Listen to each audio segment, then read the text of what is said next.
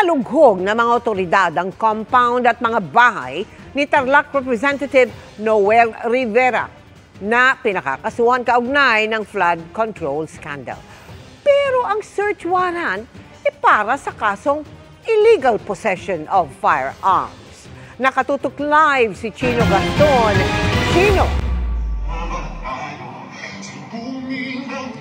Mel, nagpuntahan dito sa public plaza ng bayan ng Concepcion, Tarlac ang mga taga-suporta ni Congressman Noel Rivera para magsagawa ng peace prayer rally, magsagawa na rin ng vigil at magbigay ng kanilang suporta sa kanilang kongresista. Yung mga parehong supporters na to ay kaninang umaga nagpunta rin sa tapat ng kanyang bahay matapos nga pasukin ng mga tauhan ng PNP at ng Philippine Army. Bit-bit ang search warrant para sa mga armas pero wala umanong nakitang armas ang mga otoridad. Madaling araw kanina nagtipon-tipon ang mga tauhan ng PNP CIDG, Intelligence Service ng AFP, PNP Special Action Force at Philippine Army. Ang kanilang target, ang 3G Construction and Development Corporation compound at ilang bahay na pag-aari ni Tarlac 3rd District Representative Noel Rivera at kanyang pamilya. Mula Campo Crame, tumulak ang grupo papuntang Concepcion, Tarlac.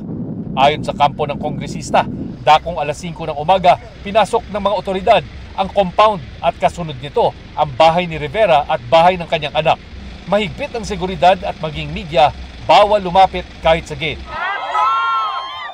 Nang mabalitaan ang pangyayari, nagtipon-tipon ang mga taga-suporta ni Rivera sa labas ng kanyang bahay. Pero hindi sila pinalapit ng PNP SAF. Sa labas ng gate, kita ang mga nakakulay asul na mga tauhan ng PNP CIDG.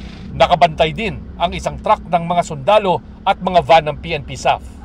Pasado alas 12 ng tanghali, pumasok na ang coaster ng PNP at sinundo ang mga tauhan ng CIDG. Habang isa-isang nagsialisan ang mga pulis at sundalo,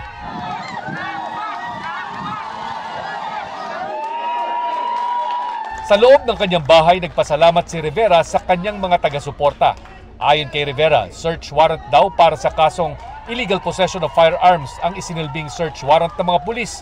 Kasama sa hinalughog ng mga pulis ang bahay ni Rivera na may sariling maliit na golf course at multi-purpose hall. Wala nga sila nakuwang baril base sa search warrant nila sa akin. Ayon sa kampo ng kongresista, walang nahanap na illegal na baril na siyang pakay ng search warrant na isinilbi hindi lamang sa compound ng kanyang kumpanya kundi maging sa iba pang mga bahay na pag-aari ng pamilya. At ang pagsilbi nito ang kanilang balak questionin pagdating ng tamang panahon. Kasama ang 3G Construction and Development Corporation sa pinakakasuhan ng Independent Commission on Infrastructure o ICI kaugnay ng umano'y maanumalyang flood control projects. Nasa ICI na yan, nasa Nasa ombudsman natin, harapin ko lang doon. Harapin niya na lang. Siyempre, natulungan lang yun nandun na siguro yun. Sir, kung ano man ang ako sa akin, harapin ko. Yung 3G, inyo talaga na mag-asawa yun sir? Matagal na yun. Sinusubukan pa rin makuha ng GMA News ang pahayag mula sa CIDG.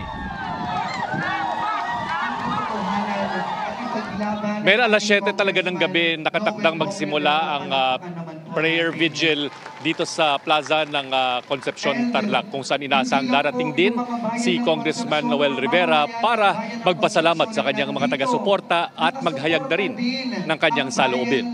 Mel. Maraming salamat sa iyo, Chino Gaston.